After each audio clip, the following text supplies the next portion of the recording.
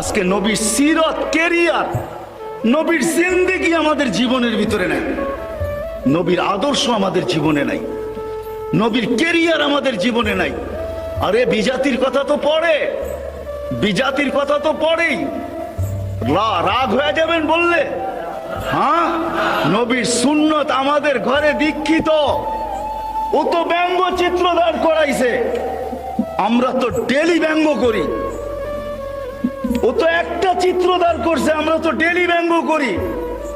নবীর সুন্নত আমাদের জীবনে, আমাদের সমাজে দীক্ষিত, অবহেলিত, লাঞ্ছিত, ঘৃণিত। আরো কিছু বলেন না, আমাদের কোনো ক্ষেত্রে নবীর সুন্নত নাই। শুধু দাড়ি নবীর সুন্নত, শুধু টুপি নবীর সুন্নত, শুধু জুব্বাই নবীর সুন্নত। যেই নবী এক আদর্শ জিন্দেগি নিয়ে আসছে, কেরিয়ার নিয়ে আসছে, এক আদর্শ দিয়ে গেছেন, এক সমাজ তৈরি করে গেছেন। আজকে যুবকদের জীবনে নবীর জিন্দেগি নাই। যুবক জানেই না যে যৌবনের দাম কত, যুবক জানেই না যে জিন্দেগির জীবনের দাম কত, যৌবনের দাম কত, দাম কি কাম কি জানে না। জানি না আপনাদের এলাকার নাম কি, ফতেহাবাদের যুবক জানেই না যে যৌবনের দাম কি, যৌবনের কাম কি, জানেই না। সে জানে, যা জানে তা জানে। সে জানে ওইটাই যে কয়েকদিন তোমাকে ব্যবহার করবে, তারপরে স্বার্থ যদি তোমার দ্বারা সিদ্ধি না হয়, তাহলে হইতে পারে তোমার মা বুক খালি করতেও দ্বিধা করবে না, তোমার বাচ্চা এতিম করতেও দ্বিধা করবে না, তোমার স্ত্রীকে বিধবা করতেও দ্বিধা করবে না। তোমার দাম এতটুকু, কিন্তু তুমি জানো না নবীর আদর্শের ভিতরে তোমার কি দাম আছে। চলেন একটু যুবকদেরকে শুনাই। তুমি জানো না কি দাম আছে, তোমার দাম ওই দাম আছে, তুমি রাস্তা দিয়ে হাঁটবে, আল্লাহ তোমাকে দেখবে আর লজ্জা পাবে, লজ্জা। এই জন্য এক হাদিসে আছে, ওই যুবক যখন রাস্তা দিয়ে হাঁটে, অলি গলিতে জমিনে বিচরণ করে, তাকে দেখে আল্লাহ লজ্জা পায়। কোন যুবক? শাবাবা খুশা, যে নবীর আদর্শে আদর্শবান হইয়া নিজেকে আল্লাহর ভয়ে লজ্জাপতি বানায় নিছে। লজ্জাপতি, লজ্জাপতি চিনেন? হ্যাঁ, অনরা দেশে কি কয়? শর্মিন্দা। বাবা রে বাবা, উর্দু বিলকুল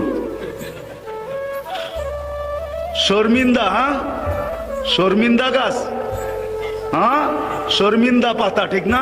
আচ্ছা, এটাই মেনে নিলাম। উর্দুতে কয় ছুই মুই। লজ্জাপতি, শর্মিন্দা পাতার মতো যে নিজেকে গুটায় আনিছে, ওই যুবককে দেখে আল্লাহ লজ্জা পায়। মুহাম্মদুর রাসূলুল্লাহ আসছিলেন তোমাকে ওই যুবক বানানোর জন্য, যে তুমি রাস্তা দিয়ে হাঁটবে, আল্লাহ লজ্জা পাবে আর চিৎকার দিয়ে বলবে লাউলা ইয়া শাবাব, ও যুবক তুই যদি জমিনে না থাকতি, লাজালতুস সামা হাতিদা, আমি আকাশকে বহুত আগে লোহার বানায় দিতাম, ওয়াল আরদা সাফসাফা, জমিন বহুত আগে তামার হয়ে যেত, ওমা আনজালতু মিনাস সামাই কাতরা, আকাশ থেকে একটা বৃষ্টির ফোঁটা না, ওমা আমবাততু মিনাল আরদি হাব্বা, জমিন থেকে একটা শস্যের দানা না, বল আনজালতু আলাইহিমুল আযাবা সাব্বা, একের পর এক আযাব দিয়ে তোমাদেরকে ধ্বংস করে দিতাম। ও মেরে দোস্ত, বিজাতি আমাদের জন্য খাইতেছে। ফ্যাক্টেড আমরা, কোন বিজাতি ফ্যাক্টেড না।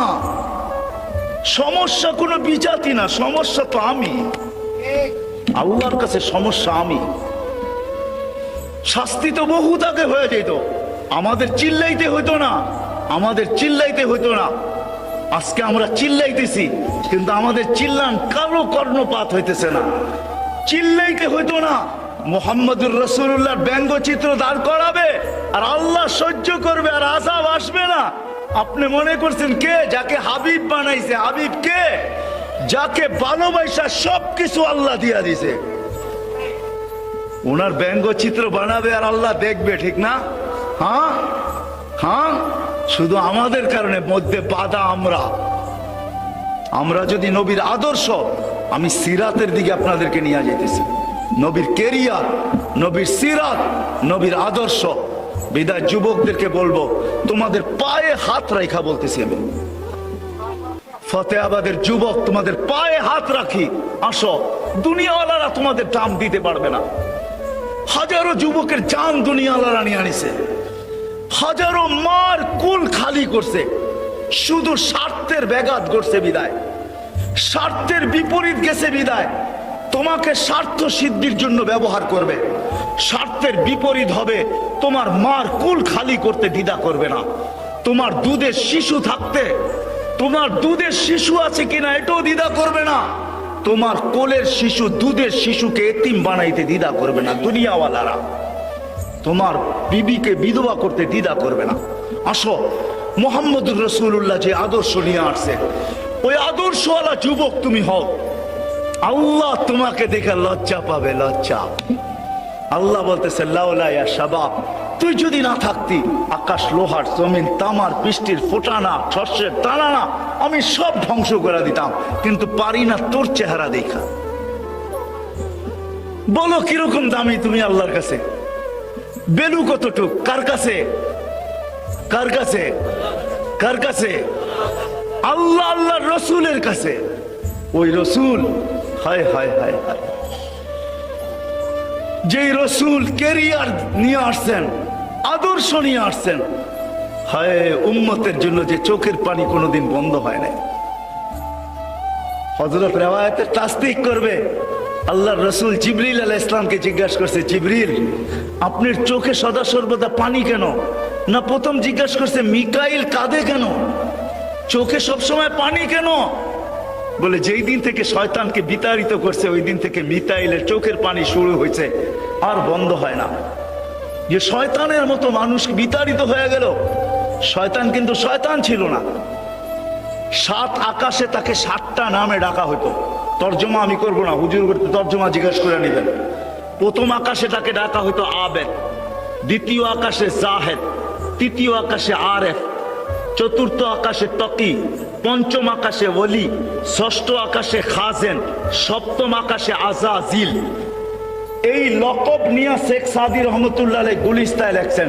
সপ্তম আকাশের উপাধি আইনা শেখ সাদি রহমতুল্লাহ লেখছেন, তাকাব্বর আজাজিলরা খারে কর, বজনদানে লানত গিরিফতারে কর, অফিল আরশি মকতুবুন ইবলিস।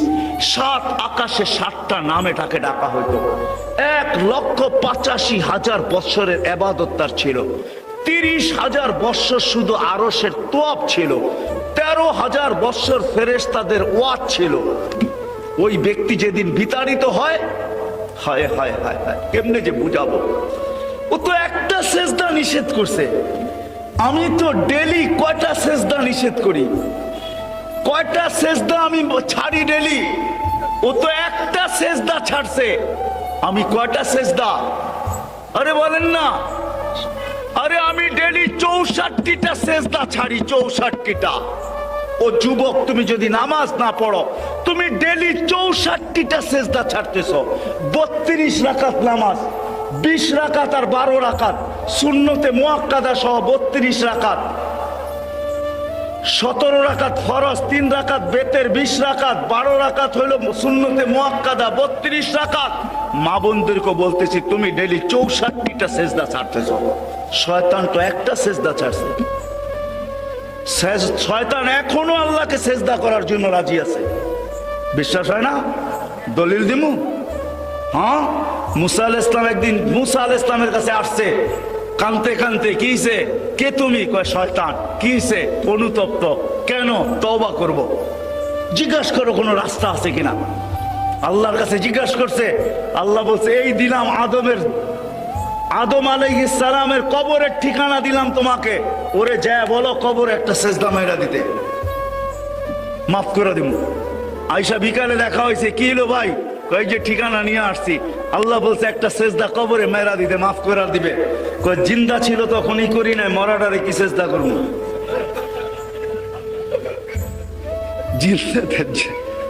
জিন্দা ছিল তখনই তো করি নাই, মরাটারে কি করবো? ও সেজদা করতে আল্লাহকে রাজি। আল্লাহকে সেজদা করার জন্য নিষেধ ছিল না ওর কাছে, এখনো নিষেধ না। আপনার আমি 64টা সেজদা ছাড়ি। ও বিতাড়িত হওয়ার পরে মিকাইল আলাইহিস সালামের চোখে পানি। জিবরিল আলাইহিস সালাম জিজ্ঞাসা করছে, আপনি কাঁদেন কেন? যেদিন আল্লাহ দোজখ দেখাইছে ওই দিন থেকে কান্না শুরু। প্রথম নিয়ে জান্নাত দেখাইছে, পরে নিয়ে দোজখ দেখাইছে, যাও এবার দোজখ দেখা আসো কেমন বানাইলাম। ওইটা দেখা আইসা বলছে আল্লাহ কি বানাইছেন, কেউ বাঁচবে না, কেউ যাবে না এটার ভিতরে, যে নাম শুনবে সে যাবে না। পরে শাহওয়াত দিয়ে ঢাইকা দিছে, দোজখ দেখা চোখের পানি শুরু। দুজন মিলা প্রশ্ন করছে আপনার চোখে পানি কেন? আপনার চোখেও তো সবসময় পানি দেখি, শুকায় না কত সময়। তো বলছে জিবরিল, ভাই জিবরিল আমার উম্মতের জন্য আমার চোখের পানি। রেওয়ায়ত তো পরে বলবো যে আরো সে যায় উম্মতকে বলে নাই। আল্লাহ জিজ্ঞাসা করছে বন্ধু কি চাইতে আসছেন, কি চাইতে আসছেন? বলছে উম্মতি। এইখানে উম্মত বলছে আনতার রব্বুল করিম আনা নবিয়ুর রহিম কাইফা তুদাইয়ু হাযিল উম্মাহ বাইনাল করিম ওয়ার রহিম। শুরুতে আপনি, শেষে আমি। আপনি রব্বে করিম, আমি নবী রহিম। দুইয়ের মাঝে উম্মত জাহান্নামে চলে যাবে, আমি আমার মনকে বুঝাইতে পারবো না। তো আল্লাহ সিগনেচার করতেছে বন্ধু কাসামতুল কিয়ামাতা কিসমাইন, কিয়ামতকে দুই ভাগে ভাগ করছি। কিয়ামতের মালিক, কিয়ামতের মাঠ আপনার আর আমার আর কারো না। সালতুতা, ওই দিন আপনি চাবেন আমি দিব। শাফি তুশাফা, আপনি সুপারিশ করবেন আমি মঞ্জুর করব। লা ইউখজিকা ফি উম্মতি, আপনার উম্মতের ব্যাপারে আমি আপনাকে লজ্জিত করব না, না দুনিয়ায় করছি না কিয়ামতের মাঠে করব। তারপর ওই নবী যে কিয়ামতের মাঠে উঠবে, লম্বা রেওয়ায়েত কিন্তু বেশি লম্বা হয়ে যেতেছে না তো, লম্বা রেওয়ায়েত। মিকা জিবরিল আলাইহিস সালাম উঠবে, আমি রেওয়ায়েত শর্ট করে দিছি, কাট পিস বলতেছি, রেওয়ায়েত অনেক লম্বা। উনি উঠবে, কেননা জিবরিল সালাম মারা যাবে, ওনাকে আল্লাহ জিন্দা করবে। উনি আল্লাহ রসুলের কবর চিনবে না। উনি উঠার পরে কাঁদবে, কেননা সব মরা যাবে। আল্লাহ কুদরত দিয়া ৩-৪ জনকে প্রথম পয়দা করবে, জিবরিল, মিকাইল, ইসরাফিল, মালাকুল মউত। জিবরিল কাঁদবে, ৩ জন জিজ্ঞাসা করবে কাঁদো কেন? একটু পরেই তো ইসরাফিলকে সিংহায় ফু দিবে, ফু দেওয়ার হুকুম আসবে, নফখাতুন নুশুর বলে, দ্বিতীয় সিংহায় ফু, আমরা উঠবো, সব উঠবে। আর আমাকে হুকুম হবে আল্লাহর হাবিবকে মাকামে মাহমুদে নিয়ে আসো। কিন্তু আমি ওনার কবর ভুলে গেছি, মৃত্যুর পরে কোথায়। তো ৩ জন বলবে সহজ মাসলা, ফাসআলিল আরদা, তুমি জমিনকে জিজ্ঞেস করো। তো উনি জমিনকে জিজ্ঞেস করবে আইনা কবর আল হাবিব, আল্লাহর বন্ধুর কবর কোথায়?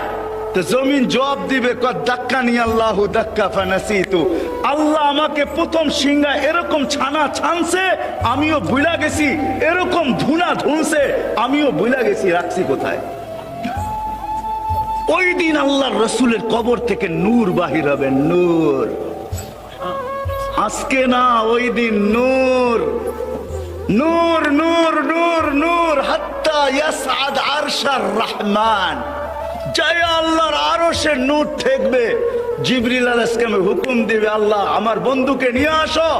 নূর দেখা চিনবে এটা হাবিবুল্লাহর রওজা, কবর।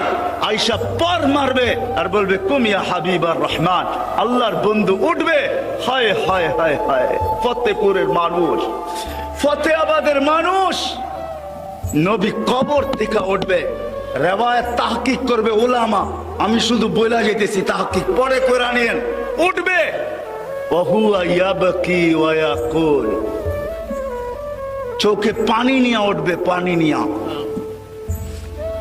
চোখে পানি নিয়ে উঠবে। ফতেহাবাদের যুবক, তোমার জন্য চোখে পানি নিয়ে উঠবে। ওহুয়া ইয়াবকি ওয়া ইয়াকুল, বলতে বলতে উঠবে জিবরিল আইনা উম্মতি, আমার উম্মত কই এটা বলো। আমার উম্মতকে কি আমার আগে উঠে ফেলছো? আওয়াসালা শফির জাহান্নাম, আমার উম্মত কি পুলসিরাতের কিনারে চলে গেছে, তারপরে আমাকে উঠাইতে আসছো? তো জিবরিল কসম খাবে ওয়াল্লাহি বিইজ্জতিহি ওয়া জালালি, আল্লাহর ইজ্জত আর জালালের কসম, মা শাক্কাল আরদা আহাদুন ইল্লা আনতা, আপনি বেঁচে যেতে পারি নাই। ওই আদর্শ নিয়ে আসছে, মা বোনদেরকে ওই দামি বানাইতে আসছে, আনছে, আসছে ওই দামি বানাইতে। সারা দুনিয়া যাবে আল্লাহর জিয়ারতে, আল্লাহ যাবে এই উম্মতের কিছু মা বোনের জিয়ারতে, আল্লাহ নিজে যাবে, নিজে আল্লাহ নিজে যাবে। জিয়ারতে যাবে, জিয়ারতে। কে যাবে? কে যাবে? কে যাবে? সমগ্র জগৎকে, এই উম্মতের কিছু মা বোন আছে আল্লাহর রসুলের আগে জান্নাতে যাবে। আল্লাহর রসুল জিজ্ঞেস করবে তোমরা কারা, আমার আগে কেন জান্নাতে যাইতেছ? তো হাসি দিয়া বলবে ইয়া রাসূলুল্লাহ আপনারই উম্মত। তো বলবে আমার আগে কি কইরা? বলে আপনার থেকে শিখেই তো যাইতেছি। কার থেকে শিখা? আপনার আদর্শ শিখেই যাইতেছি। যৌবন অবস্থায় আমাদের স্বামী মারা গেছে, আমাদের ছোট ছোট বাচ্চা রাইখা স্বামী মারা গেছে। আপনার আদর্শের ভিতরে শুনছি আমরা আমাদের যৌবনকে, এই যৌবনকে আমরা ধরে রাখছি, মাটির সাথে বিলীন করে দিছি। বাচ্চাগুলাকে বুকে নিয়ে পড়া রয়েছি, এদেরকে মানুষের মতো মানুষ করছি, কোথাও বিয়ে বসি নাই। যৌবন একদিন মাটির সাথে মিশা গেছে, আমরাও একদিন কবরের সাথে মিশা গেছি। আপনার আদর্শকে ধরে রাখছি, তো আল্লাহর রসুল তাদেরকে বলবে সাবাস, আহলান ওয়া সাহলান, তোমরাই আমার আগে যাওয়ার উপযোগী, তোমাদেরকে সালাম দিতেছি, সেলুট দিতেছি। নবী আদর্শ নিয়ে আসছে, ওই আদর্শ নিয়ে আসছে নবী আজকে। আমি লম্বা করতে চাইতেছি না, আমি লম্বা করতে চাইতেছি না, ওই আদর্শ নিয়ে আসছে।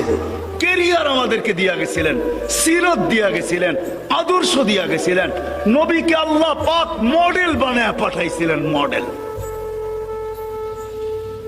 আজকে আমরা সারা দুনিয়ায় ঘৃণিত, অবহেলিত, লাঞ্ছিত, দীক্ষিত মুসলিম। সারা দুনিয়ায় মুসলিম বলতেই বোঝা যায় সন্ত্রাসী, মুসলিম বলতেই বোঝা যায় দীক্ষিত, মুসলিম বলতেই বোঝা যায় লাঞ্ছিত, মুসলিম বলতেই বোঝা যায় অবহেলিত, মুসলিম বলতেই বোঝা যায় হায় হায় দাড়ি টুপি জুব্বা পাগড়ি ধার্মিক হওয়ার নামই হইল সে কি? সে কি? আরে বলেন না সে জঙ্গি, ঠিক না? কেন? সাহাবাদের আজকে আমাদের কাছে সব আছে, সাহাবাদের কাছে কিচ্ছু ছিল না। আপনি আমাকে বুঝাইতে হবে না, রাগ হয়েন না। মিডিয়া আলা থাকলে আপনার পায়ে হাত রেখা বলি, আমি মিডিয়ায় তেমন বিশ্বাসী না। এই জন্য বিশ্বাসী না যে আমি সারা দুনিয়া ঘুরা দেখি। আমি মিডিয়ায় চোখ রাখবো কখন? তাহদিসে নেয়ামত বলতেছি। আর এক দেখলে 100 হবে, 100। কত দেখলে? কয়টা দেখলে? একটা দেখলে 100 হবে, 100। আপনাদের উন্নত বিশ্ব দেখতে দেখতে আমার জুতা শেষ। আপনাদের কোনো বিশ্ব আমাকে দেখাইতে হবে না। আপনাদের কোন বিশ্বের নাম নিবেন, ওই বিশ্বর মাটিতে যায় বলেন, যেই জায়গায় বলবেন ওই জায়গায় আমার জুতার পাড়া আছে। আমি চৈশা আসছি, বিনা আমাকে বুঝায়েন না।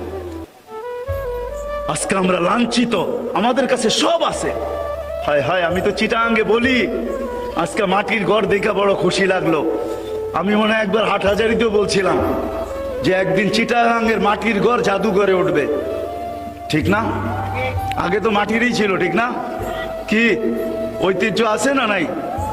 হ্যাঁ আছে, হ্যাঁ ঐতিহ্য আছে। আরে মাটির ঘর আছে নাকি? নাই, ঐতিহ্য নাই। দুই একটা হয়তো আছে, ঐতিহ্য শেষ। সব কি পাকা, ঠিক না? সব কি পাকা, সব বাংলো হয়ে গেছে। সাহাবাদের কাছে কিচ্ছু ছিল না, পায়ে জুতা ছিল না, শরীরে কাপড় ছিল না, পেটে ভাত ছিল না, মাথা গুছার ঠাই ছিল না। হুজুরকে জিজ্ঞাসা করেন, আল্লাহ রসুল জিজ্ঞাসা করছে তোমরা রাস্তায় বসে থাকো কেন?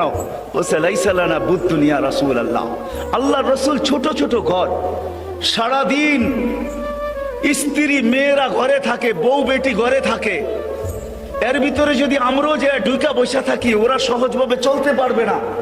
আমাদের ঘরে জায়গা নাই, আমরা রাস্তায় বসি।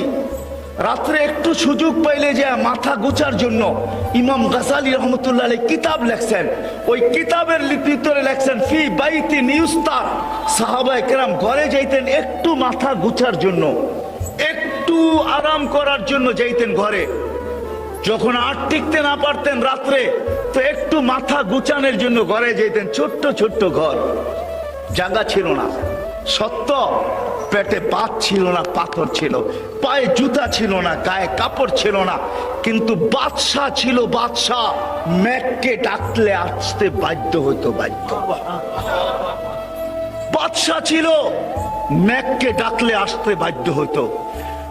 নবী সাথে নাই। সমুদ্রে ঘোড়া দৌড়াইতে চাইলে সমুদ্র রাস্তা দিতে বাধ্য হইতো। 2 কিলোমিটার না, আপনাদের কর্ণফুলীর মতো নদী না, 27 কিলোমিটার। কয় কিলোমিটার? 27 কিলোমিটার। বাহরাইন যখন স্বাধীন করে তো সাহাবায়ে কেরাম নদীর উপর দিয়া সমুদ্রের উপরে ঘোড়া দৌড়ায়া বাহরাইনে ঢুকছেন। আমি দুইবার মরক্কো গেছি, দুইবার। উকবা বিন নাফে রাদিয়াল্লাহু তাআলা আনহু যেখানে আটলান্টিকের ভিতরে গোড়া নামায়া দিয়া বলছিলেন, লাউ আলিমতু ওয়ারা হাদাল পাহাড়ি মা সাদ্দানি হাদা, কেউ যদি আমাকে বলতে পারে এই সমুদ্রের ওই পারে কোনো মানুষ আছে, তো এই আটলান্টিক আমার জন্য বাধা না। যেখান থেকে আটলান্টিক পাড়ি দিতে নিউ ইয়র্ক নাক বরাবর, আমি ম্যাপ ফালায়া দেখছি 2 বার, নাক বরাবর নিউ ইয়র্ক, ক্যাসেবলঙ্কা টু নিউ ইয়র্ক 8 ঘন্টা প্লেন চলার পরে নিউ ইয়র্কে যায় নামে। 8 ঘন্টা আটলান্টিকের উপর দিয়ে চলে। আর সাহাবী রাসূল বলে আমি ঘোড়া দিয়ে পার হয়ে যাব। বাদশাহ ছিলেন, বাদশাহ। পেটে ভাত ছিল না, পায়ে জুতা ছিল না। আরে পুরুষ তো পুরুষ, মহিলা পর্যন্ত ওই জঙ্গল আমি দেখছি আমার এই 2 চোখে। উম্মে হারাম রাদিয়াল্লাহু তাআলা আনহা যেই জঙ্গলে সিংহকে ডাইকা কানের ভিতরে ধরে বলতেছে, আমি মুহাম্মদুর রাসূলুল্লাহর গোলাম, আমাকে খাওয়ার জন্য তোকে পয়দা করে নাই, আমার উপরে থাবা দিলে জান তোর যাবে, আমার কিচ্ছু হবে না। কান ধরে বলতেছে আমাকে লোকালয়ে নিয়ে চল। তো সিংহ পায়ের কাছে মাথা রেখে মাপ চাইতেছে, বলতেছে তোকে এখন মাপ করা যাবে না, তুই আগে লোকালয় দেখা আমাকে। তো পিঠে বসায় লোকালয় পৌঁছেছে। তারপরে সিংহের বাসা খুলে দিছে, জবান আল্লাহ, আরবি ভাষায় বসে মাফ করে দেন। বলে যা, তোকে মাফ করে দিলাম, আল্লাহ মাফ করে দেন। বাদশাহ ছিল মহিলা, যুবক ছিল বাদশাহ, সব মুহাম্মদুর রাসূলুল্লাহর আদর্শে ছিল, আদর্শে। কিচ্ছু ছিল না, আদর্শ ছিল, আর কিচ্ছু ছিল না। মুহাম্মদুর রাসূলুল্লাহর জিন্দেগি ছিল এদের কাছে, গড়ে ছিল, বাহিরে ছিল। আরে যদি আপনাদের অ্যানালাইসিস করার মতো ব্রেন থাকে, অ্যানালাইসিস বুঝেন, বুঝার মতো যদি আপনাদের ব্রেন থাকে, তাইলে আমি আপনাদেরকে বুঝাইতে চাইতেছি। যুদ্ধের ময়দানে পিপাসায় কাতর হয়ে মরতেছে, নিজের বাই পানি নিয়ে আসছে, যখন মুখে পানি দিবে গ্লাস হাতে দাঁড়ায় দিছে, পাশের থেকে চিৎকার আসছে, পানি। গ্লাস হাতের থেকে সরায়া দিয়া বাইর হাতে উঠায়া দিয়া বলতেছে, ওর প্রয়োজন বেশি, আগে ওর কাছে দৌড়াও। আপন ভাই গ্লাস নিয়ে ছুটছে ওর কাছে, যখন ওর হাতে গ্লাস ধরায়া দিছে, আরেকজনের আওয়াজ আসছে, পানি। তো দ্বিতীয় জন বলতেছে, ওর পানির প্রয়োজন বেশি, দৌড়ো আমার গ্লাস উঠাও হাতে, দৌড়াও ওর কাছে পৌঁছতে পৌঁছতে ও দুনিয়ার থেকে শেষ। আসছে দ্বিতীয় জনের কাছে, ও দুনিয়ার থেকে শেষ। আসছে আপন ভাইয়ের কাছে, ও দুনিয়ার থেকে শেষ। ও মুহাম্মদুর রাসূলুল্লাহ এই আদর্শ শিখায়া গেছে, কারোটা মাইরা খাওয়া শিখায়া যায় না, কারোরটা ছিনানো শিখায়া যায় না, যুদ্ধের ময়দানে ইসার শিখায়া গেছে। আজকে আমরা কোথাও শান্তিতে নাই, কোন সম্পর্ক শান্তিতে নাই। হায় রাগ হয় না, আমি তো বলি বাংলার জমিন উল্টায় যাওয়া হালাল হয়ে গেছে। হালাল, হালাল বোঝেন, বৈধ। আমি সহ উল্টায় গেলে বৈধ, আর আমি চাই উল্টায় যাক।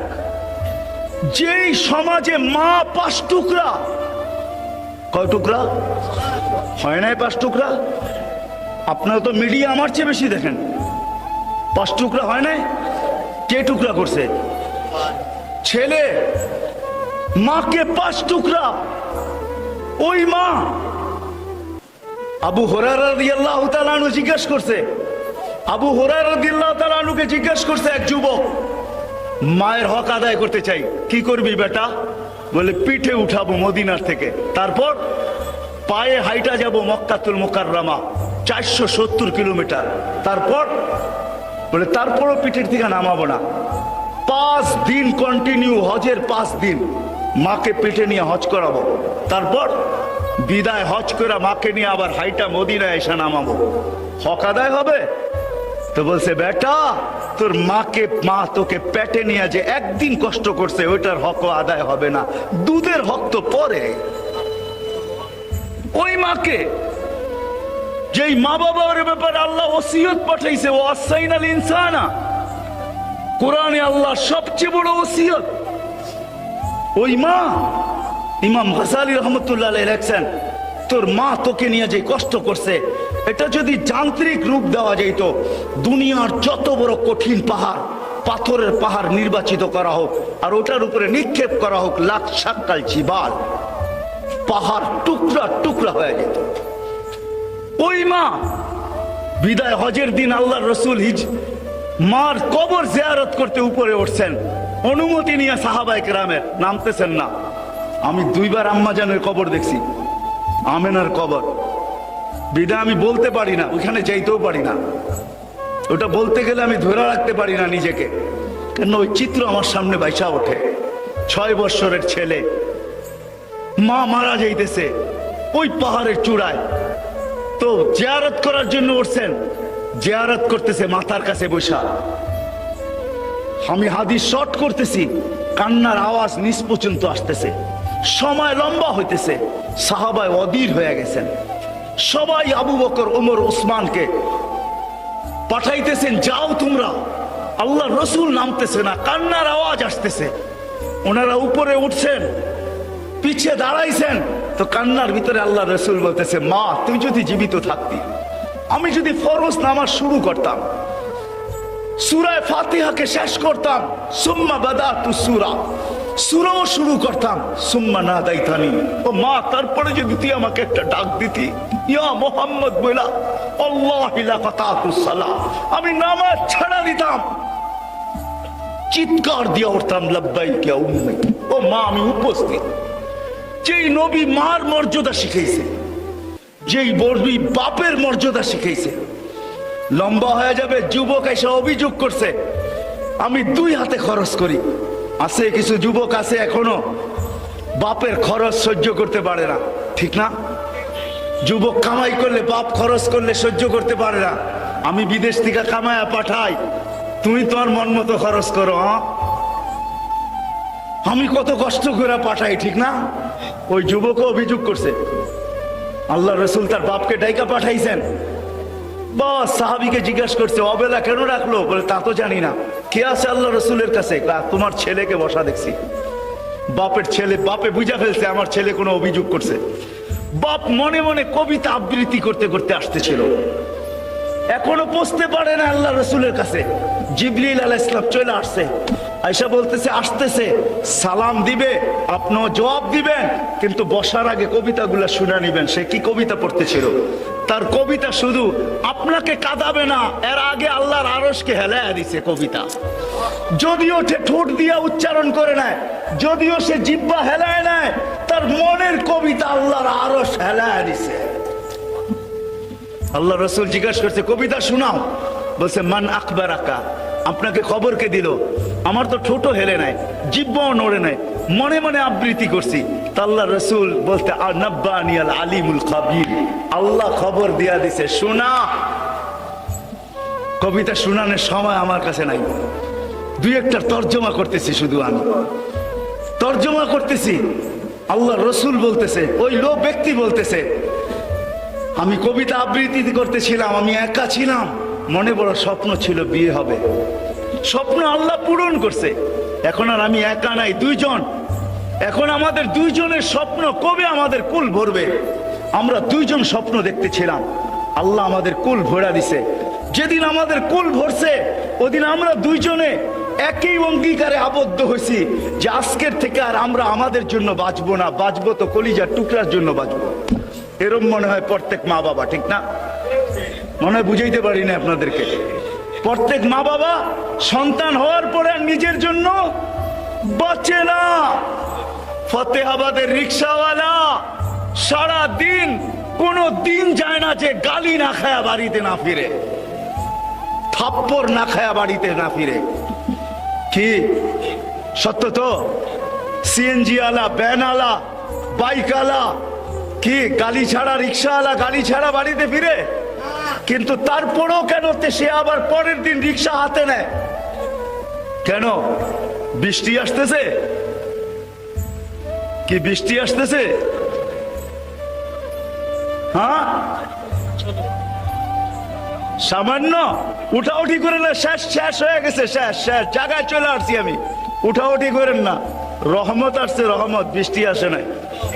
হ্যাঁ, রহমত আসছে, বৃষ্টি আসে নাই।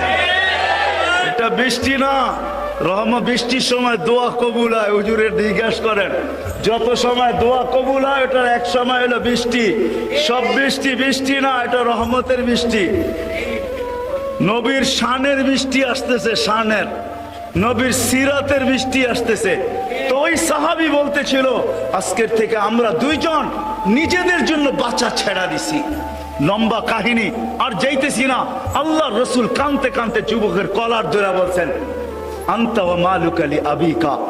নবী আমাদেরকে কেরিয়ার দিয়া গেছেন, আদর্শ দিয়া গেছেন। ওই আদর্শ ছাড়ার কারণে সব আছে, সব আছে, সব আছে, টাকা আছে, পয়সা আছে, সব আছে, কিন্তু নবীর আদর্শ না থাকার কারণে। আমি আপনাদের পায়ে হাত রেখা বলবো, আজকে সবাই এখান থেকে ওয়াদা করেন, নবীর আদর্শকে আমাদের জীবনের আদর্শ বানাবো, নবীর সুন্নতকে আমাদের জীবনের সুন্নত বানাবো। ওয়াদা, নিয়ত না, ওয়াদা। যে ওয়াদা করতে পারেন সে হাত উঠান। যে ওয়াদা, বিশেষ করে যুবকদেরকে বলবো, কি ওয়াদা? পাক্কা, পাক্কা ওয়াদা না। যুবকদেরকে একটা কথা বলবো, তুমি তোমার যৌবনকে, তুমি তোমার মেধাকে, তুমি তোমার চিন্তাকে, তুমি তোমার বিদ্যাকে, সব কিছুকে, তুমি তোমার হোয়াটসঅ্যাপকে, তুমি তোমার ইমুকে, তুমি তোমার ভাইবারকে, তুমি তোমার নেটকে, সব কিছু আজকের থেকে ব্যয় শুরু করো যে আমি নবীর আদর্শ শিখবো।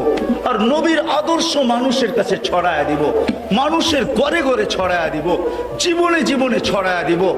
আমরা যেদিন থেকে নবীর আদর্শবান হব, খোদার কসম, দুনিয়ার কোন কাফের, দুনিয়ার কোন ব্যক্তি, যত বড় ব্যক্তিত্ব হোক, যত বড় সম্রাট হোক, আল্লাহর রসুলের বিরুদ্ধে দাঁড়াবে। হায় হায়, আল্লাহ শিখাইছেন, একজন আল্লাহর রসুলের বিরুদ্ধে দাঁড়াইছিলেন, তো আল্লাহর রসুল বলছিল যে ওকে আল্লাহ সিংহ পাঠায়া দিয়া ওকে ফাইরা ফেলবে, ফাইরা। ওই সিংহ এখনো আল্লাহর খাজিনায় আছে না নাই? আছে না নাই? আল্লাহর কাছে ওই কুকুর এখনো আছে, কালবুম মিন কিলাবির রহমান, আল্লাহর ভান্ডারের কুকুর এখনো আছে। আপনার হাত কালো করতে হবে না, আমার হাত কালো করতে হবে না, শুধু আপনাকে আমাকে নবীর কেরিয়ার আলা হইতে হবে, নবীর আদর্শে আদর্শবান হইতে হবে। আমি সাথে সাথে এই মজমাকে একটা কথা বলবো, আমাদের হাত পাও বাঁধা, আমাদের মুখ বাঁধা, আমরা যদিও ভিতর থেকে রক্তক্ষরণ হইতেছে, আমরা ওইভাবে নবীর বিরুদ্ধে যারা বলে তাদের বিরুদ্ধে আমরা দাঁড়াইতে পারি না, কেননা আমাদের হাত পাও বাঁধা। ঠিক না? সত্য তো, সত্য তো। কিন্তু একটা তো করতে পারি আমরা, এইখান থেকে ফ্রান্স যাওয়া চলবে না, অনেক কিছুই করা সম্ভব হবে না, আপনি বেশি চিল্লাইতেও পারবেন না, এটাও সম্ভব হবে না। কিন্তু আমি আপনাদের কাছে ওয়াদা নিব, আজকে একটা করা সম্ভব, সেটা হলো প্রতিদিন এই মজমা, যতদূর আমার আওয়াজ যায়, মা বোনদের পায়েও হাত রেখা বলি, প্রতিদিন আজকের থেকে ফ্রান্সের ফয়সালা, নবী দুশ্মনদের ফয়সালা আকাশ থেকে যতদিন পর্যন্ত না আসে, আমি ডেলি 2 রাকাত সালাতুল ইস্তেগাসা পড়ব। 2 রাকাত পড়বেন? কে কে পড়বেন ওয়াদা করেন তো? 2 রাকাত।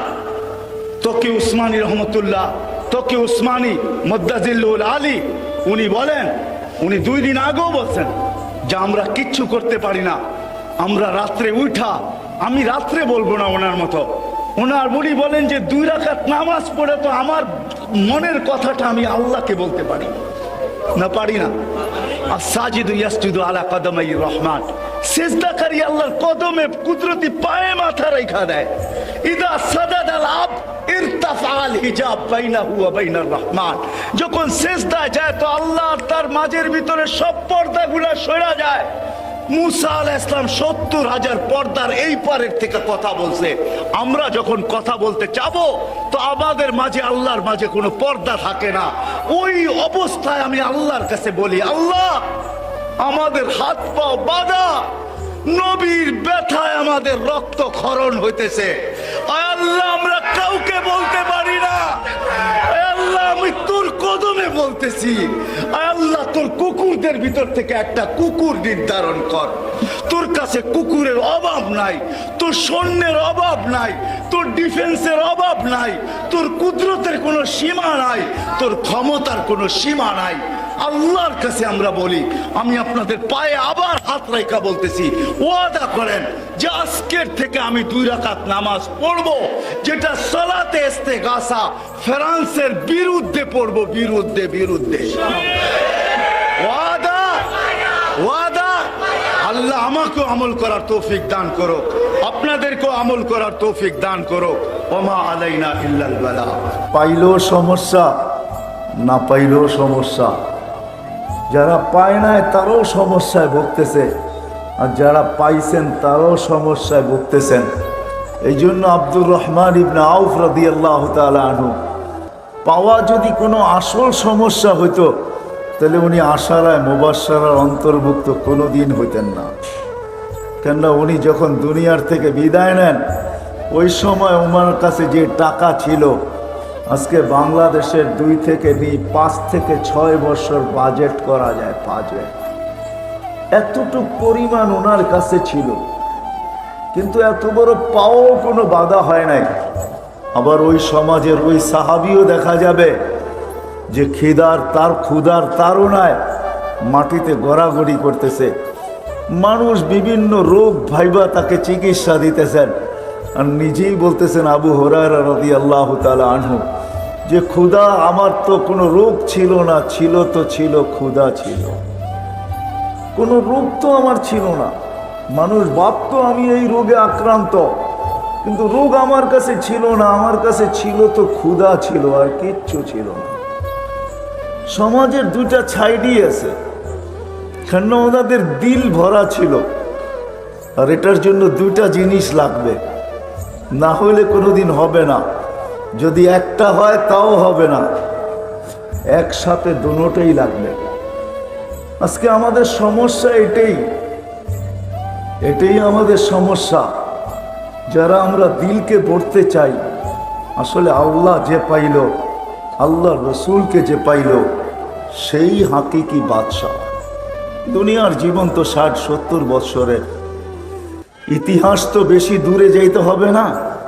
নারায়ণগঞ্জের জন্য সোনারগাঁয় গেলেই বেশি দূরে আর যেতে হবে না, কেননা সোনারগাঁও আছে ঈশাখানাই। এটা তো দুনিয়ার দিক দিয়া। দিনের দিক দিয়েও যদি দেখতে যান, যে দিনদারির দিক দিয়া, তাহলে সোনারগাঁয়ে পাশাপাশি দুটোই রাখা আছে। 1268 সনে আবু তায়ামা রহমতুল্লাহ আলাই মাদ্রাসার ভিত্তি স্থাপন করছেন সোনারগাঁয়ে। ওই ভিত্তি স্থাপনের জায়গাটাও এখনো আছে, আর ওই কাঠটাও এখনো আছে, যে পাথরে খোদাই করে লেখা হয়েছে ওইটাও এখনো রাখা আছে, কিন্তু আবু তায়ামা রহমতুল্লাহ আলাই নাই। এরকম কেউই নেই, সবাই চলে গেছে, আমরাও চলে যেতে হবে। কিন্তু কামিয়াব তো ওই ব্যক্তি হবে যেই ব্যক্তির দিলটা ভরা যাবে, আর দিল ওই সময় ভরবে, দিল আল্লাহ রসুল ছাড়া কোনো জিনিস দিয়া ভরা সম্ভব না। আপনি আমাকে বুঝাইতে পারবেন না, আমিও হয়তো আপনাদেরকে বুঝাইতে পারতেছি না। দিল ভরবে আল্লাহ রসুল দিয়া। এই জন্য সাহাবা দুনিয়া দিয়া দিল ভরতে চান নাই, ইচ্ছা করলে পারতেন, এমন না যে ওনারা পারতেন না, পারতেন। 2-1টা উদাহরণ যদি টানেন তাহলে বোঝা যাবে। আচ্ছা বলেন, যাদের ইশারায় মেঘ আসতো, যাদের কথা মেঘ শুনতো, পায়ের নিচের মাটিটা তো ম্যাগের চেয়ে বেশি দূরত্ব না, ঠিক না? না ম্যাগটা মাটিটা বেশি দূরত্ব, ম্যাগটা বেশি কাছে? কোনটা দূরত্ব বেশি? ম্যাগটা বহুত দূরত্ব, ঠিক না? যারা ম্যাগকে অধীন করতে পারতেন তারা মাটিকেও যা কিছু তা বলতে পারতেন। যাদের কথা বন্য প্রাণী বুঝতে পারত, এখনো তো ওই জঙ্গল রাখা আছে, আপনি ঘুরলেও দেখে আসতে পারবেন। টিউনিসিয়ায় ওই জঙ্গল রাখা আছে, যেই জঙ্গলের পাশে দাঁড়ায় সাহাবায়ে কেরাম বলছিলেন, সকাল পর্যন্ত তোমাদেরকে সুযোগ দিলাম, নাহনু রাসূলুল্লাহ, আমরা আল্লাহর রসুলের প্রতিনিধি, সকাল পর্যন্ত তোমাদেরকে সুযোগ, জঙ্গল খালি করে দাও, নাইলে সকালে তোমাদেরকে গণহত্যা করব। ওই জঙ্গলও রাখা আছে, ওইখানে ওনাদের হাতের মসজিদ এখনো বানানো রাখা আছে। সকাল পর্যন্ত বন্য প্রাণী জঙ্গল ছাড়তেও বাধ্য হয়েছে। তো বন্য প্রাণী আরবি বুঝলো তো বুঝলো কি করে? যারা এটা পারতেন ওনারা দুনিয়াও কিছু না কিছু করতে পারতেন, ঠিক না? হ্যাঁ না, পারতেন না? যারা সমুদ্রের উপর দিয়ে ঘোড়া দৌড়াইতে পারতেন, স্থলের মতো জলের উপর দিয়ে ঘোড়া দৌড়াইতে পারতেন, তারা মাটিকে কিছু করতে পারতেন না? টেকনোলজির যুগ তো আজকে আসলো। আমি তো বলি ভিডিও কল তো ওমর রাদিয়াল্লাহু তাআলা আনহু দেখায়া গেছেন, ওইখান থেকে বিজ্ঞান প্রযুক্তি নিছে। বিজ্ঞান নিজের কোনো প্রযুক্তি নাই, আমাদের থেকে ধার করে নিয়া প্রযুক্তি দাঁড় করাইছেন। বিজ্ঞান প্রযুক্তি নিছে ওইখান থেকে। ওমর রাদিয়াল্লাহু তাআলা আনহু 1400 বছর সারিয়াতাল জাবাল বইলা ওই প্রযুক্তি কিয়ামত পর্যন্ত মানুষের সামনে রাইখা দিছেন, যার কারণে আজকে মুঠো ফোনও আসছে, যার কারণে আজকে প্রযুক্তিও আসছে, যার কারণে আজকে ভিডিও কলিংও আসছে, না জানি হাজারো জিনিস আসছে। ওই সূত্র ধইরা এরা তৈরি করছেন যে উনি যখন পারছে তাইলে এইখানে কোনো না কোনো একটা কিন্তু আছে, যেটাকে খুঁজা বাহির করলে আমরাও কাজে লাগাইতে পারবো, আমরাও আমাদেরকে ফেমাস করতে পারবো, দুনিয়াকে তাক লাগায়া দিতে পারবো। কিন্তু সূত্র দিছেন যিনি, উনি ওমর রাদিয়াল্লাহু তাআলা আনহু। ওনারও ইচ্ছা করলে দুনিয়া পারতেন, কিন্তু না করেন নাই মেরে দোস্ত। ওনাদের তো চিন্তাই ছিল যে এটা বড়, এটা দিলটা বড়, আর দিল ভরতে গেলে দুইটা লাগবে, আল্লাহ আল্লাহর রসুল লাগবে, আর আল্লাহ আল্লাহর রসুলকে দিলে বসাইতে হলে দুটা লাগবে। ওটার ভিতরেই সময় চলে গেছেন। 60-70 বৎসরকে শুধু টাটা দিয়া দিছেন, আর বলছে 60-70 বৎসর অজাদনা সাকার না, পেলাম তো শুক্রিয়া আদায় করলাম, লাম নাজিদ সাবার না, না পেলাম তো সবর করলাম, কেননা মরার পরে তো রাখাই আছে, দনি তো ইনশাআল্লাহ এটাই আসবে, ইলা রৌহি ওয়া রাইহান ইলা রব্বিন গায়রি গাজবান। চলো ওই জগতের দিকে যেটা সুখ শান্তিতে ভরা। সুখ আর শান্তি কি দেখছ? সুখ শান্তিতে ভরা। চলো এরকম প্রভুর কাছে যে তোমার উপরে রাগান্বিত নয়, বরং তোমাকে দেখলে আনন্দময়, তোমাকে দেখলে খুশি হবে, তোমাকে দেখলে আনন্দিত হবে, তুমিও দেখা আনন্দ পাবে, তুমিও আল্লাহর দিদার করবে, তোমারও সাক্ষাৎ হবে। এই কথাই ওনারা ভাবতেন। এই জন্য দুনিয়ার দিকে কখনো মুখ দেন নাই, সদা সর্বদা এই ভিতরটাকে ভরার চিন্তায় ছিলেন। ওটা আল্লাহ আল্লাহ রসুল দ্বারা ভরে, আর আল্লাহ আল্লাহ রসুলকে ভিতরে ঢুকাইতে হলে দুইটা লাগবে। শুধু মেহান্নত করলে হবে না যে আমি সারাদিন মেহান্নত করলাম, চাই মেহান্নত যেই লাইনেই হোক, আপনি সারাদিন মেহান্নত করলেন না, এটার সাথে আরেকটাও লাগবে। এই জন্য সাহাবায়ে কেরাম দুটোই করতেন, দুটোই ছিল ওনাদের জীবনে, একটা মেহান্নত, একটা হক্কানিয়াতের সোহবত। মেহান্নতও লাগবে, আবার হক্কানিয়াতের সোহবতও লাগবে। হক্কানিয়াতের সোহবত, মেহান্নতও লাগবে, আবার হক্কানিয়াতের সোহবতও লাগবে।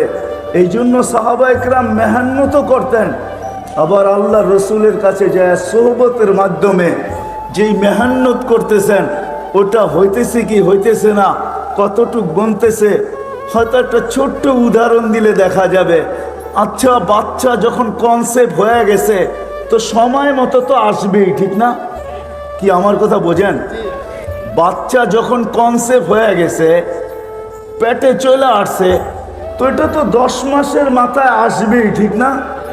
আর ও আসবে তো চিৎকার দিতে দিতেই তো আসবে, মনে হয় বোঝেন নাই। আসার আগেই তো মাকে পাগল করে ফেলবে, ঠিক না?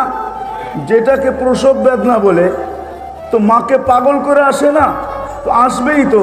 তো আপনি মাসে মাসে ডাক্তার দেখান কেন? কি প্রয়োজন? কি প্রয়োজন মাসে মাসে এতগুলা বিল দেওয়া, এত লম্বা সিরিয়াল দেওয়া, আবার এই লোকটা এত কষ্ট করতেছে, একে বারবার নিয়ে যাওয়া, কি প্রয়োজন? আমাকে বুঝান, প্রয়োজন রাখে? যেদিন বাচ্চা চিৎকার দিতে শুরু করলো আসার জন্য, মাকে পাগল বানাইতে শুরু করলো, ওই মুহূর্তেই যান। হয়তো সিজার হবে, নাইলে নর্মাল হবে, দুটার একটা তো হবেই, ঠিক না? হয়তো বাইপাস হবে, নাইলে ডাইরেক্ট হবে, ঠিক না? দুইটাই তো আমাদের দুনিয়ার রাস্তা, ঠিক না? সহজ রাস্তা হলো বেশি ব্যথা হয়, সিজার করো, তাড়াতাড়ি খালাস করো, ঠিক না? আপনি মাসে মাসে কেন যান? এই জন্য যাই যে দেখার জন্য পজিশন কিরকম, ঠিক না? আমিও বুঝাইতে পারলাম কিনা জানি না। হক্কানিয়তের সোহবত, আল্লাহওয়ালাদের সোহবত, হক্কানি আলেমদের সোহবত, এই জন্য জরুরত যে আপনি মেহান্নতের পজিশনটা দেখেন কিরকম আছে, আপনার পজিশন ঠিক আছে কি ঠিক নাই। চাইলে দেখবেন আপনি মেহান্নত করবেন তো ঠিক আছে, আপনি পজিশন দেখলেন না, বাচ্চা তো হবে হবে, হইতে পারে তারও সারা জীবনের কান্না হইতে পারে, আর আপনি মা বাবা হিসাবে আপনিও সারা জীবন বাচ্চা দেখবেন আর চোখের পানি ঝরাইতে থাকবেন, আর ভাববেন একটুখানি ভুলের তরে অনেক বিপদ ঘটে। ভুল করেছে যারা সবাই ভুক্তভোগী বটে। এই প্রবাদ বাক্য আপনার আমার জীবনও সত্য হইতে পারে। এই জন্য মেরে দোস্ত, মানুষের দিল কসম খোদা আল্লাহ রসুল ছাড়া আর কোনো জিনিস দ্বারা ভরা যাবে না। আর যার দিল না বলল, দিলটা যার না বলল, দুনিয়ার থেকে যাবে তো যাবে সত্য, কিন্তু ওই ইস্তেকবাল হবে না, ওই সংবর্ধনা হবে না, ওই ইস্তেকবাল হবে না। যারা দিল ভরা যাবে তাদেরটা যেরকম হবে, ওটার জন্য দুটেই দরকার, আল্লাহ আল্লাহর রসুল। আর আল্লাহ আল্লাহর রসুলকে ভিতরে ঢোকাইতে হইলে মেহান্নত, চাই সেটা বন্দেগীর লাইনে হোক, চাই সেটা জিকিরের লাইনে হোক, চাই সেটা তেলাওয়াতের লাইনে হোক, চাই দুনিয়াতে যতগুলা লাইনই আছে সব লাইনের হোক, কিন্তু সাথে সাথে সোহবত লাগবে যে আপনার মেহান্নত ঠিক হইতেছে কি হইতেছে না। নাইলে দেখা যাবে একদিন আমি মেহান্নত করতে করতে সময় মতো তো আমি ঢোলা পড়ব, মৌতের কোলে ঢোলা পড়ব, ওই বাচ্চার মতো সময় মতো সে চিৎকার দিতে দিতে চলে আসবে। হইতে পারে সারা জীবনের সেও কান, তারও চোখের পানি ঝরতে পারে, আর তাকে যখন দেখবে তো মা বাবারও চোখের পানি ঝরতে পারে। আর সেই কথাই বাস্তব প্রমাণিত করবে যে একটুখানি ভুলের তরে অনেক বিপদ ঘটে। ভুল করেছে যারা সবাই ভুক্তভোগী বটে, তখন আমারও এরকম হতে পারে যে আমি মেহনত করতে করতে করতে করতে করতে একটা পর্ব আসবে, যখন থাবা আমার কাছে চলে আসবে, তার ওই সম্বোধন হয়তো আমার কাছে আসবে না, যেই সম্বোধন চিরাচরিত মেহনত আর সোহবতের মাধ্যমে আসার কথা। কেননা আমার কাছে মেহনত আছে, সোহবত নাই। এই জন্য এরকম কেউ যদি সোহবত নিল কিন্তু মেহনত একটুও করলো না, তাহলে সোহবত যে তার ভিতরে সব কিছু আইনা দিবে এটাও না। দুটোটাই লাগবে, মেহনতও লাগবে, সোহবতও লাগবে। কথা কিন্তু শেষ। এই জন্য আপনাদের কাছে দরখাস্ত, মৃত্যুর আগেই কিন্তু দিলটাকে গড়তে হবে। আর ভরার জন্য মেহনত, আবার হক্কানিয়াতের সোহবত, হক্কানি ওলামা, হক্কানি আল্লাহওয়ালা। আর আমি সারা দুনিয়া ঘুরার পরে বলতেছি, যেই সুযোগ সুবিধা আল্লাহ বাংলাদেশের মানুষকে দিছেন, মক্কা মদিনা বাইতুল মুকাদ্দাস, এটাকে নিয়ে আলোচনাও করা যায় না, তুলনাও করা যায় না। দুনিয়ার কোনো মাটিকে আল্লাহ সুযোগ সুবিধা দেন নাই। কোনো মাটির মানুষকেই আল্লাহ দেন নাই। বাংলাদেশের মানুষকে আল্লাহ এতটুকু সুযোগ সুবিধা দিছেন। আমার মনে হয় কেন যে দিছেন, ভাবতে ভাবতে আমি মাঝে মাঝে একা একাই ভাবি যে মনে হয় আল্লাহ বাংলাদেশের মানুষকেও বেশি ভালোবাসেন আর এই মাটিকেও আল্লাহ বেশি ভালোবাসেন। যার কারণে মাঝে মাঝে দুই একটা উদাহরণও আমার সামনে চলে আসে। গত 2 দিন আগে বাংলাদেশে একটা দিন গেছে যে করোনায় একজনও মারা যায় নাই, কিন্তু সারা দুনিয়ার দিকে তাকায় দেখবেন আজ পর্যন্ত দুনিয়ার কোনো একটা দেশ এই প্রমাণ দিতে পারবে না যে আজকে আমাদের দেশে একজনও মারা যায় নাই। কিন্তু বাংলাদেশে প্রমাণ দিতে পারতেছে যে 2 দিন আগে বাংলাদেশে করোনায় একজনও মারা যায় না। আক্রান্ত হয়েছে বটে কিন্তু মারা যায় না। এই মালাটা আমাদের গলায় আসছে। মনে হয় এই মাটিকেও ভালোবাসেন, মাটির মানুষকেও ভালোবাসেন। হাজারো সময় আমাদের এখানে মুসিবত চলে আসে, ভূমিকম্প শতবার আসছে কিন্তু বিপর্যয় আজ পর্যন্ত হয় নাই। 10 নম্বর মহাবিপদ সংকেত উঠছে, ফ্ল্যাগও উঠছে, কিন্তু কোনো বিপর্যয় ঘটে নাই। বিদায় আমি বলতে পারি, সজোরে বলতে পারি, বাংলাদেশের মানুষকেও আল্লাহ ভালোবাসেন, মাটিকেও ভালোবাসেন। নাইলে এই মানুষ, এই দেশের মানুষের জন্য এত সুবিধা আল্লাহ দিবেন কেন?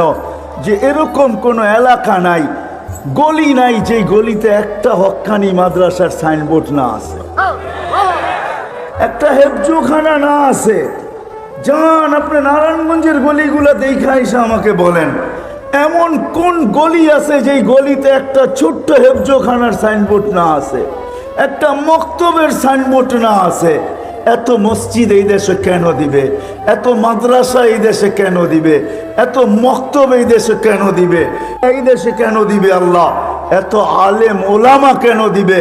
এত আল্লাহ ওয়ালা কেন দিবে? এত কেন দিবে যে যারা আল্লাহর রসুলের আশেক এরকম রাত্র দেখে না, বৈশা মাটিতে বসছে তো বসছেই, চাতকের মতো আল্লাহ আল্লাহ রসুলের কথা সারা রাত অবধি শুনতে বাধ্য, সারা রাত অবধি শুনতেছে, পুরো রাত্র বৈশা। আপনাদের এটা তো হয়তো 12টা 1টা শেষ হয়ে যাবে, কিন্তু যান সিলেট অঞ্চলে, ময়মনসিংহ অঞ্চলে, বিভিন্ন অঞ্চল আছে সারা রাত্র ওয়াজ হয়, ঠিক না? মানুষের কমই নাই, জোয়ার।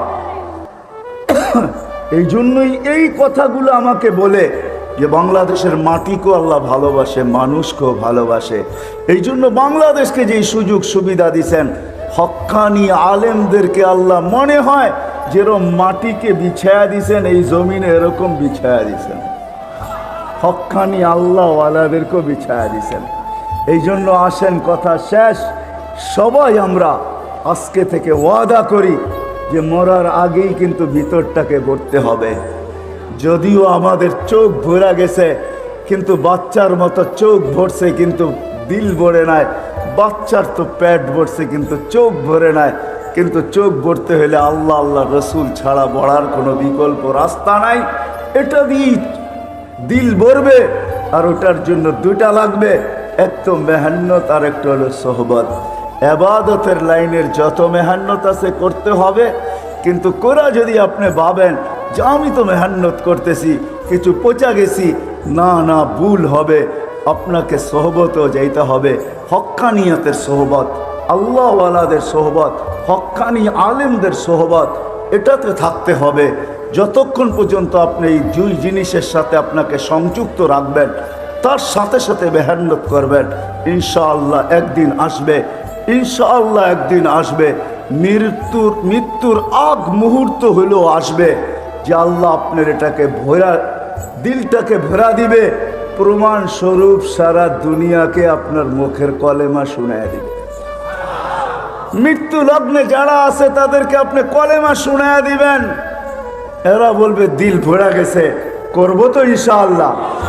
হক্কানি আলেমদের মেহান্নতের সাথে সাথে, হক্কানিয়াতের সোহবতের সাথে, আল্লাহওয়ালা এবং হক্কানি আলেমদের সোহবতে নিজেকে বাঁধবো তো?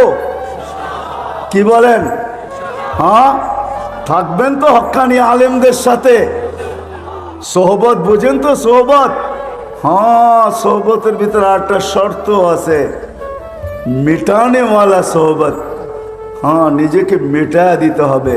কিন্তু আমি শেষমেশ একটা কথা বলবো আপনাদেরকে, নারায়ণগঞ্জ হিসাবে বলবো, এই মজমা হিসাবে বলবো, আপনাদের পায়ে হাত রেখা বলি, আপনি আলেমদের সাথে চলতে পারতেছেন না, হয়তো আমি আপনাকে মাজুর মনে করব, অপারক মনে করব, কিন্তু এটা পায়ে হাত রেখা বলবো, কোনো হক্কানি আলেমের বিরুদ্ধে কখনো আঙ্গুল উঠায়েন না। যদি আপনি উঠাইলেন, আজকে না, কিয়ামতের মাঠে আপনার সাথে আমার দেখা হবে, ওই দিন আমি আপনাকে জিজ্ঞাসা করব যে আপনাকে এই কারণে মূল্য দিতে হইল তো কতটুকু দিতে হইল। আজকে হয়তো আমি বুঝাইতেও পারবো না, দেখাইতেও পারবো না, বলতেও পারবো না, কিন্তু কসম খোদার কিয়ামতের মাঠে আপনাকে আমি জিজ্ঞাসা করতে পারবো।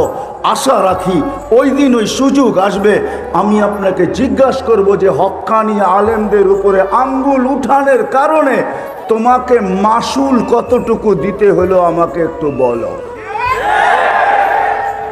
এই জন্য এদের সাথে চলবো, সোহবতে চলবো, কিন্তু আঙ্গুল কোনোদিন উঠাবো না, ইনশাআল্লাহ। রাজি? পাক্কা ওয়াদা। আল্লাহ আমাদের সবাইকে আমল করার তৌফিক দান করেন। ওমা আলাইনা ইল্লাল বালা। দুনিয়ার কোনো মাটিকে আল্লাহ এই সুযোগ সুবিধা দেন নাই, কোনো মাটির মানুষকেই আল্লাহ দেন নাই। বাংলাদেশের মানুষকে আল্লাহ এতটুকু সুযোগ সুবিধা দিছেন, আমার মনে হয় কেন যে দিছেন, ভাবতে ভাবতে আমি মাঝে মাঝে একা একাই ভাবি যে মনে হয় আল্লাহ বাংলাদেশের মানুষকেও বেশি ভালোবাসেন আর এই মাটিকেও আল্লাহ বেশি ভালোবাসেন, যার কারণে মাঝে মাঝে দুই একটা উদাহরণও আমার সামনে চলে আসে। গত 2 দিন আগে বাংলাদেশে একটা দিন গেছে যে করোনায় একজনও মারা যায় নাই, কিন্তু সারা দুনিয়ার দিকে তাকায় দেখবেন আজ পর্যন্ত দুনিয়ার কোনো একটা দেশ এই প্রমাণ দিতে পারবে না যে আজকে আমাদের দেশে একজনও মারা যায় নাই। কিন্তু বাংলাদেশে প্রমাণ দিতে পারতেছে যে 2 দিন আগে বাংলাদেশে করোনায় একজনও মারা যায় না। আক্রান্ত হয়েছে বটে, কিন্তু মারা যায় না। এই মালাটা আমাদের গলায় আসছে। মনে হয় এই মাটিকেও ভালোবাসেন, মাটির মানুষকেও ভালোবাসেন। হাজারো সময় আমাদের এখানে মুসিবত চলে আসে, ভূমিকম্প শতবার আসছে, কিন্তু বিপর্যয় আজ পর্যন্ত হয় নাই। 10 নম্বর মহাবিপদ সংকেত উঠছে, ফ্ল্যাগও উঠছে, কিন্তু কোনো বিপর্যয় ঘটে নাই। বিদায় আমি বলতে পারি, সজোরে বলতে পারি, বাংলাদেশের মানুষকেও আল্লাহ ভালোবাসেন, মাটিকেও ভালোবাসেন। নাইলে এই মানুষ, এই দেশের মানুষের জন্য এত সুবিধা আল্লাহ দিবেন কেন যে এরকম কোনো এলাকা নাই, গলি নাই যে গলিতে একটা হক্কানি মাদ্রাসার সাইনবোর্ড না আছে, একটা হেফজুখানা না আছে। যান আপনি নারায়ণগঞ্জের গলিগুলো দেখা এসে আমাকে বলেন, এমন কোন গলি আছে যেই গলিতে একটা ছোট্ট হেফজোখানার সাইনবোর্ড না আছে, একটা মক্তবের সাইনবোর্ড না আছে? এত মসজিদ এই দেশে কেন দিবে? এত মাদ্রাসা এই দেশে কেন দিবে? এত মক্তব এই দেশে কেন দিবে? সাল্লাল্লাহু আলাইহি ওয়া আলা আলিহি ওয়া আসহাবিহি ওয়া আতবাইহি ইলা ইয়াউমিদ্দিন। أما بعد فأعوذ بالله من الشيطان الرجيم بسم الله الرحمن الرحيم ألا بذكر الله تطمئن القلوب وقال رسول الله صلى الله عليه وسلم عن الله تبارك وتعالى أنا مع من ذكرني। অত্র মাহফিলের সম্মানিত সভাপতি, উপস্থিত ওলামায়ে কেরাম, নারায়ণগঞ্জের বিভিন্ন এলাকা থেকে আগত মুসলমান ভাইয়েরা, যেই পর্যন্ত লাউড স্পিকারের আওয়াজ পৌঁছতেছে পর্দার অন্তরালে মা ও বোনেরা, কোরআন হাদিস থেকে যতটুকুই তেলাওয়াত করলাম আশা রাখি একই সামনে রেখে অতি অল্প সময় কিছু কথা রাখবো, সাথে সাথে দোয়ার দরখাস্ত। আল্লাহ আমাকে, আপনাদেরকে, সমগ্র শ্রোতাকে সঠিক জিনিসকে বোঝা, শিখা এবং মানার তৌফিক দান করেন।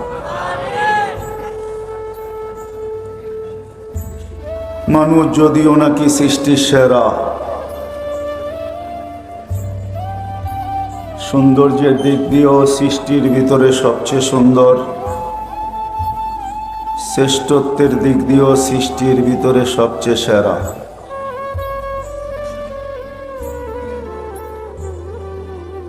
বহুত দিক দিয়ে দেখলে দেখা যাবে মানুষ সৃষ্টির ভিতরে সবচেয়ে উত্তম, কেননা সমগ্র সৃষ্টির জন্ম বৃত্তান্ত ভিন্ন, মানুষের জন্ম বৃত্তান্ত ভিন্ন। সমগ্র জিনিসকে আল্লাহ 6 দিনে কমপ্লিট করছেন, মানুষকে আল্লাহ প্রত্যেককে আমাদেরকে 10 মাস সময় নিয়ে কমপ্লিট করছেন।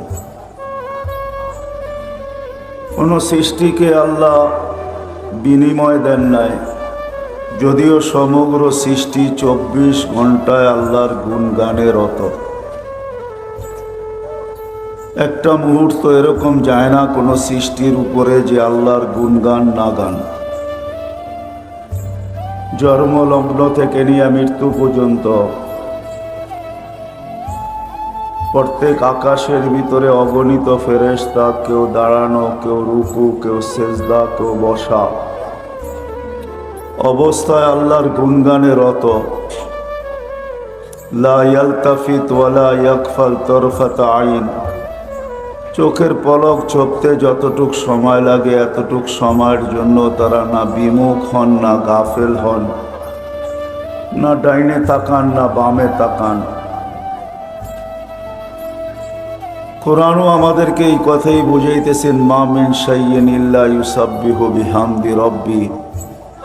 যেটারই অস্তিত্ব ঘটে সেটাই আল্লাহর গুণগান গাইতে বাধ্য। কিন্তু অনেক জিনিসের গুণগান শোনাই যায় না, আবার অনেকটা শোনা যায় তো বোঝা যায় না। আল্লাহ আমাদেরকে এটার সমাধান দিছেন, ওয়ালাকিন লা তাফকাহুনা তাসবিহাহুম।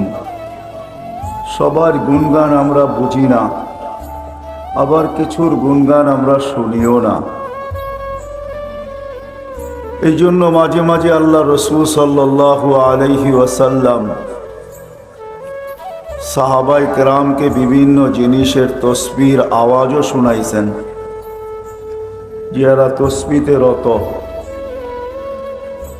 কিন্তু এই কথাই সত্য, সৃষ্টি যতই গুণগান গাক, কিন্তু কোনো বিনিময় তাদের জুটবে না, তারা কোনো বিনিময় পাবে না।